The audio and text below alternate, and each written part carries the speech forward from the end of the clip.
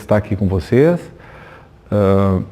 E eu fiquei muito agradecido aí pelo convite, né? Estou registrando isso, tanto a ele como a professora coordenadora aqui do Polo. E espero, durante o tempo que nós estivemos aqui conversando, trazer algumas informações que possam ser úteis a vocês.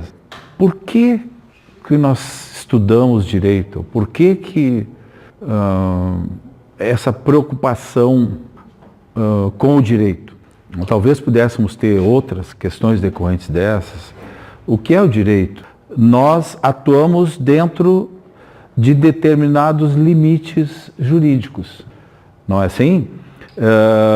Vocês já ouviram dizer que o particular pode tudo que o direito não lhe proíbe, ou que as normas jurídicas não impedem, e que a administração pública só pode fazer aquilo que a lei lhe permite.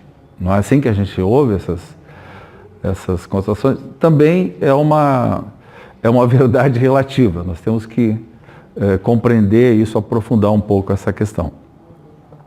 Mas o direito, sim, ele tem um papel importante nessa delimitação do espaço em que nós estejamos na iniciativa privada, sejamos cidadãos, ou sejamos lá cidadãos que estão investidos de algum cargo público, de algum emprego público, né?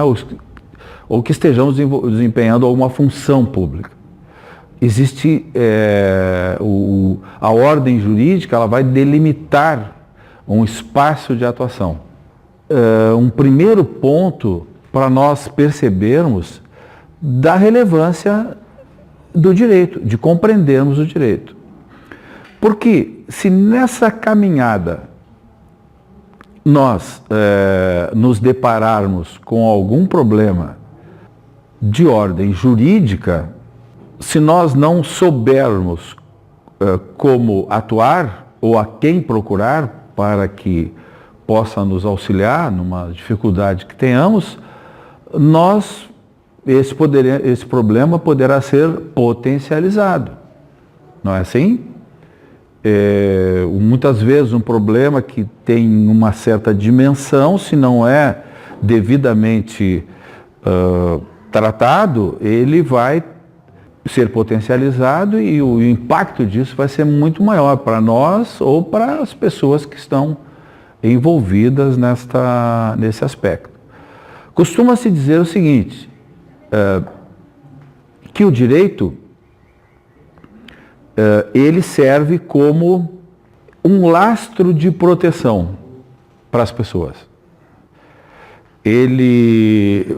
Se nós nos depararmos com uma situação, nós estamos caminhando lá numa determinada linha, se nós sairmos da linha ou cairmos daquela linha, se nós tivermos lá uma rede de proteção, nós poderemos ter um pequeno salto, uma pequena queda, um sobressalto, né?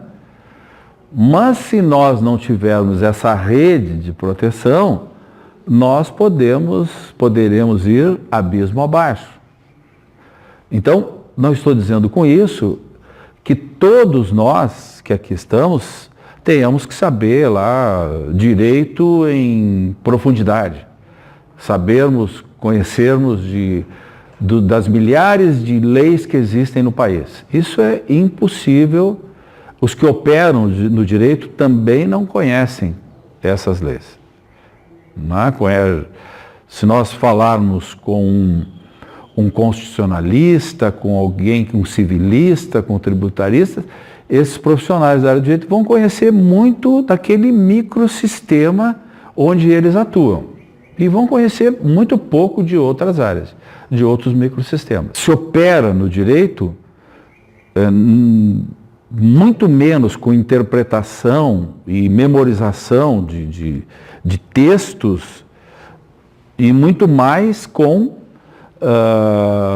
uma interpretação que se faça do conjunto de normas, de leis. Então, daí a importância de,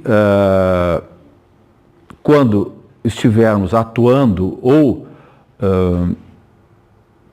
buscando equacionar questões relacionadas a essa área, termos clareza de que nesse ordenamento não existem só leis no sentido literal.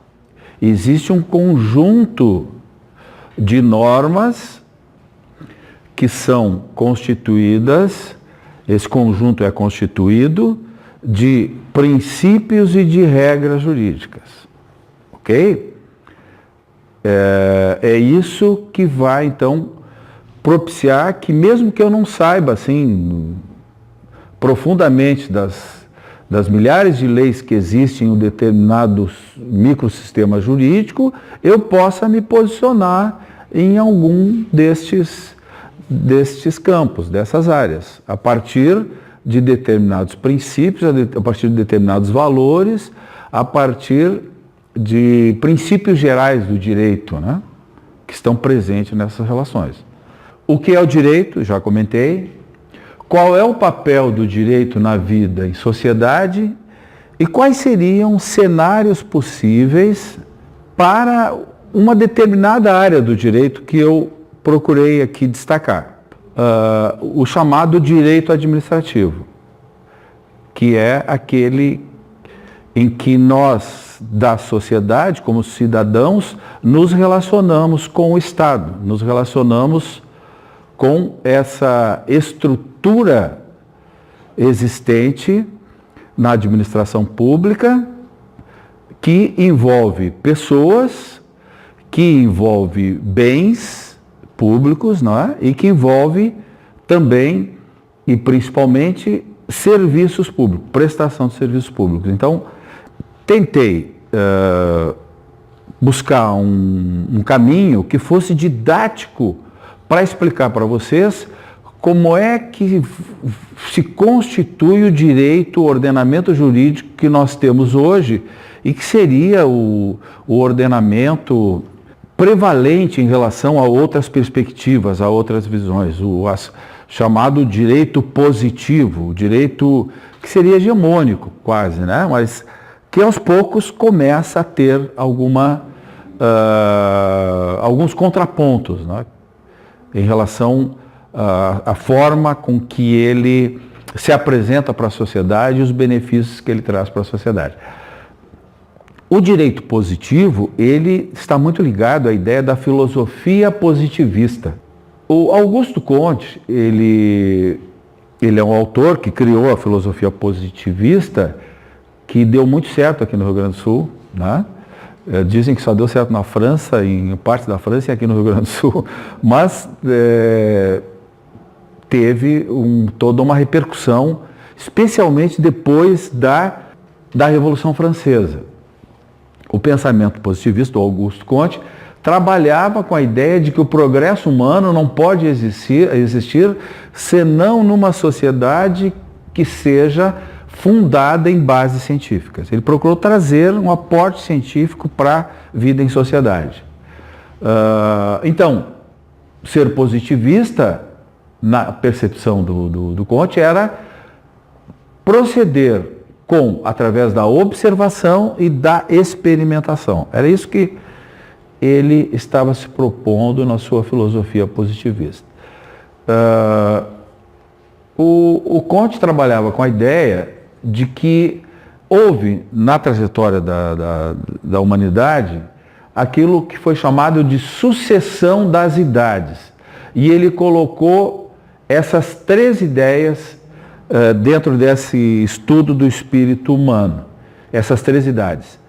A primeira delas é a chamada idade teológica, aquela que estava presente na Idade Média, que estava presente nas monarquias, né? Que tudo havia o chamado temor reverencial, que era aquele temor das pessoas em que elas eram submetidas a uma ordem que lhes era posta, né? Exatamente dentro desta ideia do mundo do sistema medieval e também na monarquia.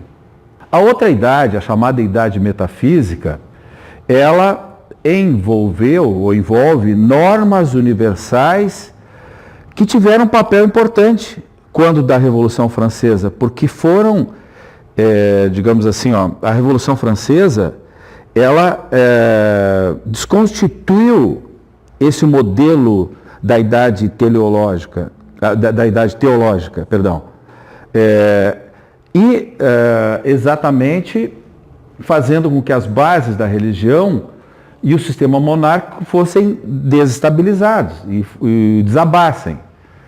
Mas, ao mesmo tempo em que isso aconteceu, com essa chamada idade metafísica, em que essas normas universais na visão do Comte, da filosofia positivista, houve uma instabilidade das instituições e da própria ordem social. Então, houve uma desordem social. Tá? Comte entendia que essas idades teológica e metafísica eram estados pré-científicos. Eles não tinham sido submetidos sob verdades, não tinham sido submetidos à experimentação. Então, ele percebeu e identificou a importância de que o espírito científico triunfasse juntamente com os conhecimentos experimentais aqueles períodos anteriores. Dizia o Comte que o papel da ciência nesse contexto, então, seria de fundamentar as leis que devem servir à reforma da sociedade e guiar as elites destinadas a governamentar. Lembram, aqui no Rio Grande do Sul, Júlio de Castilho, Borges de Medeiros, eles buscavam, isso estão falando lá no início do século XX, né, aqui no Rio Grande do Sul, buscavam o melhor para a sociedade rio-grandense, não era assim? Eram pessoas probas, que não colocavam a mão no patrimônio público, mas eles diziam o seguinte, o que o povo precisa é isso. Eles não se identificavam muito com a ideia do povo expressar suas demandas. Não, isso quem sabe somos nós, que somos as elites e que estamos aqui para governar, levando vocês para o bem. Essa ideia, então, da filosofia positivista, ela foi transposta para o positivismo jurídico, foi transposta para o mundo jurídico. Aqui no campo jurídico, nós observamos o seguinte, que o direito visto dentro desta perspectiva, ele é considerado como uma ordem normativa da conduta humana. Ou seja, um sistema de normas que vai regular o comportamento humano. Bom, esta ideia, ela vai, em alguma medida, reduzir o direito a um método. Significa dizer o seguinte, o direito é um método, é como nós aplicamos esta ideia dentro do campo jurídico. E aí o Hans Kelsen, que é o autor que representa, um dos autores, né, porque nós vamos falar de dois hoje, do Hans Kelsen e do Hart também, que são autores, poderíamos falar em Bob, poderíamos falar em outros autores positivistas, mas aqui nós selecionamos dois para comentar com vocês. O Hans Kelsen escreve esse livro, Teoria Pura do Direito, onde ele vai procurar desvincular o direito, tornando uma ciência autônoma das demais ciências, da ciência natural, da política, da sociologia, da economia, da religião e da moral. A visão do Kelsen era de que o direito, para se tornar uma ciência, ele tinha que estar separado de valores e de outras influências. Reflitam sobre isso, que vai ter uma repercussão interessante, depois vamos ver. E, para que isso acontecesse, era importante ter uma chamada norma hipotética fundamental. Essa norma fundamental, ela seria a grande referência para todo o ordenamento jurídico. E o campo jurídico não iria além disso, não faria prescrições além dessa norma. Então, ficaria fora de questão, permanece fora de questão, qual seja o conteúdo que tenha uma Constituição e a ordem jurídica estatal erigida com base nela, não importa saber se essa ordem é justa ou injusta. É o que dizia o Kelsen. E não importa também saber se a ordem jurídica efetivamente garante uma relativa situação de paz dentro da comunidade. Isso está dentro do livro do Kelsen que eu comentei para vocês. Então, ele não tinha preocupação com o conteúdo da norma, e sim como essa norma se estruturava. Como é que essa ordem jurídica se estruturava. Bom, um escalonamento decorrente disso é o quê? Que existe uma hierarquia das normas. O escalonamento normativo fala nisso, Constituição, normas infraconstitucionais, normas infralegais, que no nosso ordenamento se distribui dessa maneira. Nós temos no Brasil normas constitucionais que possuem supremacia sobre os demais microsistemas. As normas infraconstitucionais, elas apresentam entre elas uma interdependência, uma complementaridade e ainda as normas infralegais, que são aquelas que estão no nível administrativo, né, da sua elaboração. E essas normas infralegais vão, então, realizar o direito infraconstitucional. Existem diferenças entre a aplicação desses modelos ou desta previsão constitucional da própria supremacia da Constituição a partir de uma visão positivista e de uma visão pós-positivista. Isso nós vamos... um outro autor também positivista é o Hart. O Hart, ele comenta o seguinte: o direito é criado por práticas sociais ou decisões institucionais explícitas. Decisões explícitas, intencionais, deliberadas. Mais ainda, ele dizia que os ocupantes dos cargos públicos possuem a condição para tomar decisão. Ou seja, eles são habilitados, têm conhecimento e têm virtudes que os capacita a tomada de decisão. Isso tudo dentro de uma comunidade que apresenta um alto nível de complexidade. Vejam, o Hart, assim como os autores positivistas, eles rejeitam a ideia de que a legislação seja produto de uma vontade geral. Por isso eu comentei lá dos políticos positivistas aqui no Rio Grande do Sul. Eles não estavam muito preocupados em saber o que a população lá no início do século XX pensavam ou queriam. Eles sabiam o que a população queria na visão deles. Então, por isso, não importa essa participação. Naturalmente que desta visão positivista surgem algumas críticas. Uma delas é de que esse modelo leva a uma concepção fraca de justiça, que é aquela justiça processual, se distanciando de uma justiça mais substancial, de uma preocupação com o conteúdo, ou seja, com uma reflexão mais densa no que diz respeito ao que seja justiça dentro de uma lide jurídica, não é, que esteja sendo examinada. Ainda mais, o positivismo, e é uma crítica sobre ela, é de que o positivismo rejeita a ideia de que os indivíduos possam ter direitos contra o Estado. São, de forma explícita. Então, a visão positivista não aceita que existam outros direitos que venham antes do Estado dizer quais os direitos que as pessoas possuem. A dignidade humana, ele está na nossa Constituição, né? E ele é um aspecto assim, central na Constituição. Mas numa visão positivista, se ele não tivesse colocado na Constituição, ele não seria reconhecido. Uma fantasia, algo que bom, que as pessoas até podem comentar sobre isso, mas ele não tem um sentido prático aplicado, diferentemente do que, estando na Constituição, ele tem essa condição concreta, né, de aplicabilidade.